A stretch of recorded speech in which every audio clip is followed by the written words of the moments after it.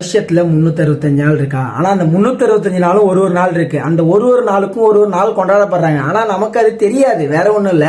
ஆனா ஒரு சில டேட்ல கொண்டாடப்படுற நாள் மட்டும் நமக்கு நல்லாவே தெரியும். ஃபார் எக்ஸாம்பிள் நான் சொல்றேன், நீங்க வேணா யோசிச்சு பாருங்க. டிசம்பர் 25 கிறிஸ்துமஸ், மே 1 உழைப்பாளர் தினம், நவம்பர் 14 குழந்தைகள் தினம், ஜனவரி 1 நியூ இயர்.